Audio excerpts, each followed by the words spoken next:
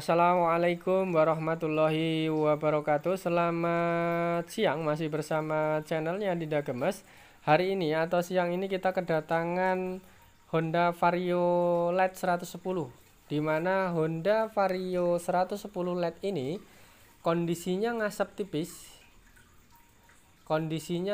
tipis. Setelah kita analisa, setelah kita kalkulasi, dalam arti kita pemikiran awal, ini kita kemungkinan di bagian ring itu baru kemungkinan ya, cuman karena kondisi ngasepnya ini tipis dan ngasep tipis ini kadang ada kadang enggak gitu kan.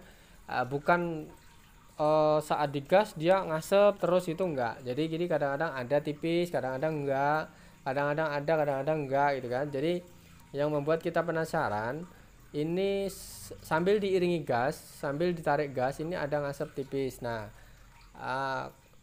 kita sudah menganalisa sedikit, sekedar analisa pertama. Ini kemungkinan di bagian ring piston ya. Cuman kita juga belum memastikan karena kita baru analisa ya. Habis itu kondisi olinya sedikit-sedikit dia akan berkurang ya, karena kemungkinan ini karena faktor ngasep tadi atau ngasep tipis tadi yang mengakibatkan oli berkurang sedikit lama-lama akan berkurang banyak. Nah, yang membuat yang punya motor berkhawatir nanti takutnya kelupaan olinya habis dan nanti akan fatal akibatnya. Nah, oke. Untuk teman-teman mekanik, teman-teman kelasnya yang sudah senior di bengkel, silahkan kritik dan saran. Mudah-mudahan kita lebih baik lagi dalam menyajikan sebuah penayangan, menyajikan sebuah video dalam dunia perbengkelan bersama channelnya Dinda Gemes, yang bertujuan kita hanya untuk berbagi pengalaman dalam dunia perbengkelan. Mudah-mudahan bermanfaat. Untuk teman-teman yang bukan bengkel, silakan saksikan video ini dari awal sampai akhir. Mudah-mudahan bermanfaat, mudah-mudahan bisa menjadi acuan atau menjadi bahan renungan, dalam arti bahan diskusi. Oh ternyata ini, oh ternyata paling enggak menambah wawasan, sedikit wawasan dari kita. Mudah-mudahan bermanfaat. Kita senang bisa berbagi pengalaman, berbagi ilmu di sini. Sekiranya ada yang mau ditanyakan, silahkan isi kolom komentar di bawah video ini. Nanti kita akan bantu jawab, nanti kita akan bantu diskusi, menyelesaikan atau menjawab tentang kerusakan atau gejala motor yang dialami. Mungkin di rumah, bisa dimanapun teman-teman mengalami ini, silahkan tanyakan, silahkan kritik atau silahkan diskusikan di sini. Nanti kita akan bantu jawab. Nah, ini kita lanjut ke video. Nanti kita ini khusus untuk menganalisa ya. Ini khusus untuk menganalisa gejala penyakit ini, kondisi motor ini ngasap. Jadi nanti next video kita akan bikin lagi dalam merakit kembali dari setelah menyelesaikan masalah-masalah atau gejala penyakit ini. Nanti kita akan rakit kembali, kita akan pasang kembali. Nah, nanti kita akan bikin next video, mudah-mudahan bisa lebih baik lagi. Oke.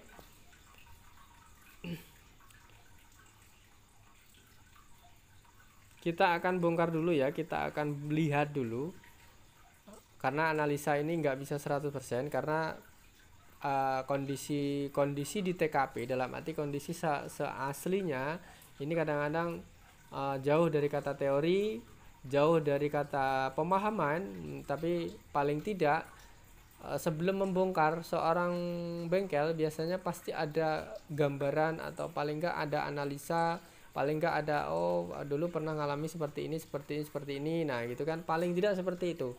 Karena jiwa seorang mekanik itu pasti berpikir jauh ke depan sebelum dia mempraktekkan sesuatu. Dalam arti dia pasti ada angan-angan dulu, pasti dia sudah pernah menemui ini, pasti sudah pernah kira-kira ini. Nah, dalam otaknya bengkel itu pasti ada namanya otak manusia, apalagi otak bengkel, otak mekanik itu pasti ada sesuatu yang jauh ke depan sebelum dia jalani, sebelum dia praktekkan, dalam arti sebelum dia katakanlah membongkar ini, pasti dia pasti seininya yang pernah aku alami dulu ini. Nah, pasti seperti itu.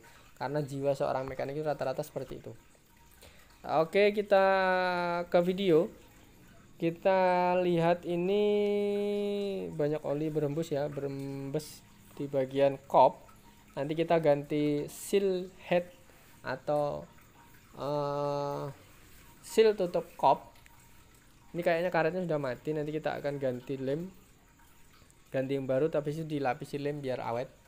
Karena kadang-kadang karet ini ya tetap mau seasli apapun, sebagus apapun, pasti juga kondisinya kena panas terus, jadi lama-lama dia akan mati, jadi nggak bisa menahan oli, ngerembes sedikit, lama-lama akan berkurang olinya. Oke, jadi ini tentang sedikit celometan tentang karet kop atau karet seal tutup kop ya.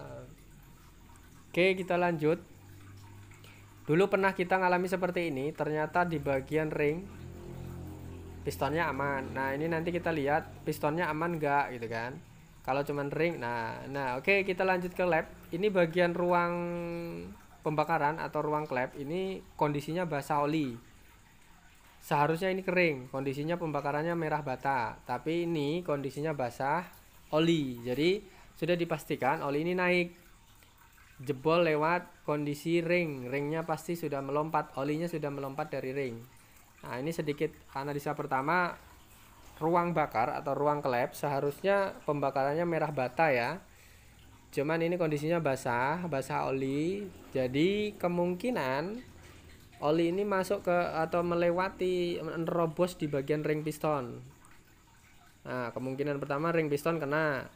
Nanti kita akan cek lagi apakah pistonnya rusak atau enggak. Nanti kalau memang rusak, mau nggak mau kita harus kolter atau bubut, ganti satu set sama pistonnya. Jadi nggak bisa cukup ringnya aja ya. Jadi intinya oli sudah naik ke dalam ke bagian ruang piston, depan pembakaran atau ruang klep. Satu alternatif pertama atau satu analisa pertama sudah ketemu, ini pasti ringnya jebol. Oli dari belakang ring atau di bagian dalam coulter atau bagian ruang piston, ruang stang, ini di belakangnya oli muncrat ke dalam, akhirnya masuk ke dalam ruang bakar. Seharusnya oli ini dihalangi atau dibatasi oleh ring. Nah, ring ini jebol, berhubung ring piston ini jebol, oli menerobos masuk ke dalam depannya piston atau ruang bakar, yang mengakibatkan ini ngasep sedikit, lama-lama akan berkurang olinya. Oke, sampai di sini bisa dipahami ya kenapa sedikit ada ngasep. Ini baru analisa pertama, bagian klep ini basah. Oke, kita lanjut. Nanti kalau pistonnya aman, dalam arti dia mulus, dalam arti nggak ada gores, nanti kita akan cukup ganti ring piston kalau ada yang jual. Biasanya kalau kelasnya Honda, ini ringnya tok itu jarang ada. Kalau ada, biasanya kelasnya bukan orisinil biasanya sih ya. Cuma nanti kita akan cek dulu kalau memastikan ring pistonnya yang bermasalah tanpa beli piston apakah ada atau enggak. Kalau ada ya kita beli ringnya aja, kita nggak usah coulter atau bubut, pistonnya pakai lagi, ganti ringnya aja bisa. Tergantung suasana sikon ya, situasi dan kondisi. Kalau orangnya oke, ganti ringnya aja nggak apa-apa, asal ada ringnya yang jual. Kalau orangnya misalnya terserah kita bagusnya bagaimana, ya nanti kita lihat. Kalau memang ada yang jual ringnya tok, ya kita ganti ring. Tapi kalau misalnya harus seset, ya mau nggak mau, daripada nanti kita kesalahan dalam arti membongkar 2 kali. Intinya yang punya motor minta aman, dalam arti minta bagus, kita ganti ringnya tok, sekalinya malah merembet meluber kemana-mana, yang ujung-ujungnya bongkar 2 kali. Nah, itulah kesalahan, karena miskomunikasi antara si bengkel sama yang punya motor. Nah, makanya kita nanti akan bicarakan dulu sama orangnya bagaimana baiknya. Intinya ini yang rusak ringnya, Nanti kalau kita cari ringnya, misalnya ada, oke dipasang, misalnya nggak ada, mau nggak mau harus satu set sama piston misalnya gitu kan. Oke, intinya ada keterbukaan sama yang punya motor sama mekaniknya gitu kan. Oke, sampai di sini bisa dimengerti ya Mas Bro. Sampai di sini bisa dimengerti ya Kang Mas Mas Bro. Jadi di bengkel itu sebenarnya sederhana ya. Ketemu penyakitnya, kita ngobrol sama yang punya motor, Mas ini yang rusak, ini dibaiki atau diganti, ini diganjel atau segala macam. Intinya kita kompromi sama bengkel, sama yang punya motor. Kita terbuka sama motor, Mas ini yang rusak, APEY bagusnya gimana gitu kan. Jadi enaknya seperti itu, nggak usah dibikin pusing-pusing ya. Waya yang ganti, waya biye ya konsultasi sama orang punya motor. Malah ngecaprak teko ngerti ya. Oke, lanjut kita ke bagian piston lagi ya. Ini angel temen ya ini ya. Bus-busannya nggak bisa dilepas Mas Bro.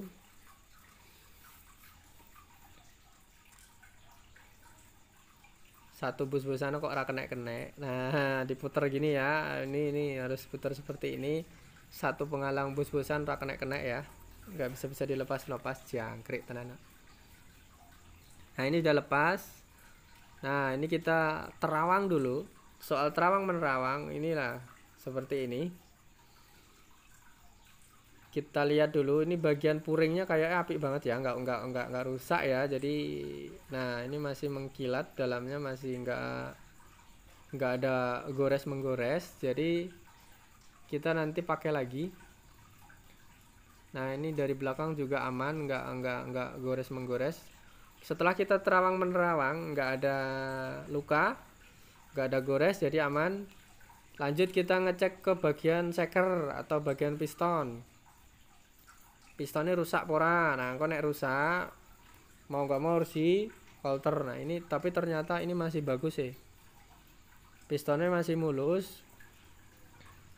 Mau nggak mau nanti kita akan, nah ini masih mulus nih, nggak ada gores, berarti nggak ada riwayat kehabisan oli ya. Ini nanti mutlak di bagian ring, berarti ini sudah kita pastikan ini yang rusak ini cuman ringnya aja ya. Nah oli tadi naik ke sini, ini karena nerobos ringnya jebol. Mau nggak mau nanti kita ganti ring. Dengan catatan asal ada jual ringnya tok, nanti kita ganti ringnya tok. Tapi kalau nggak ada ya mau nggak mau harus sama pistonnya. Oke, sampai di sini bisa dipahami ya. Kita tinggal kompromi sama orangnya dulu, nanya yang punya motor, API ya gitu kan. Oke, sampai di sini bisa dipahami, intinya ganti ring piston, wes tok. Oke, selamat siang. Assalamualaikum warahmatullahi wabarakatuh.